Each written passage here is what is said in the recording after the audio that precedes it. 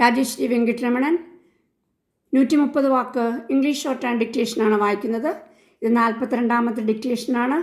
കഴിഞ്ഞതെല്ലാം നിങ്ങൾ 2-3 പ്രാവശ്യമെങ്കിലും മിനിമം എഴുതി, ഔട്ട്ലൈൻ എഴുതി ഇംഗ്ലീഷ് തർജ്ജമ ചെയ്യണം. ഓക്കെ, നമുക്ക് തുടങ്ങാം.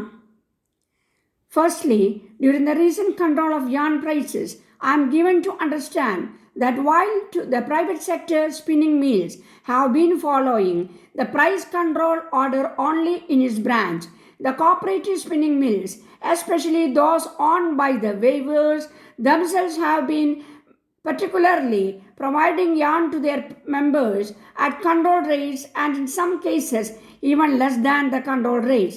Secondly, most of the mills in the cooperative sector are reported to be of an uneconomic size, though most of them were licensed for 25,000 spindles. Only very few could, for financial reasons or otherwise, complete the installation to the full complement of spindles. Most of them have the spindles only, and this factor has naturally been responsible for keeping their profitability up. Thirdly, in a democratic structure, as the cooperative are bound to have decentralized control to some extent inevitable, and this stands in the way of the professionalization of management. The fact of the cooperative spinning mill sector have on the whole shown good financial results in spite of the various handicaps has really been the cause of great satisfaction. Too, Sri Kulkarni has in his address referred to the steps listening management of the cooperative spinning mills.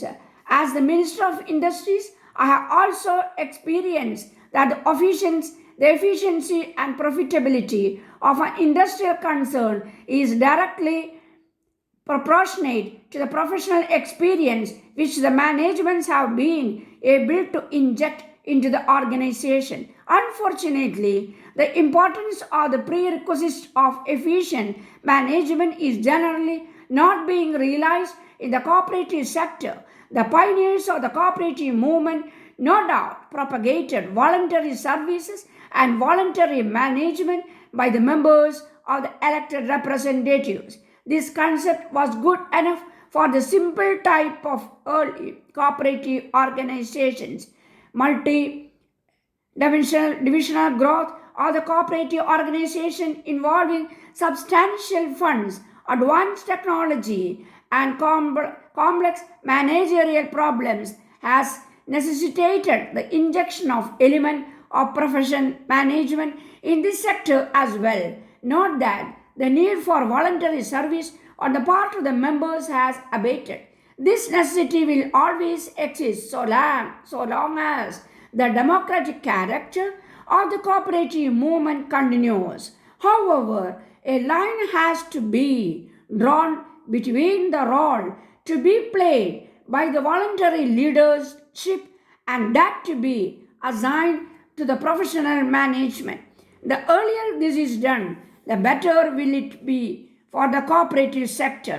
The recent successful cooperations of the cooperative spinning mills are an encouraging factor for the further development of this sector.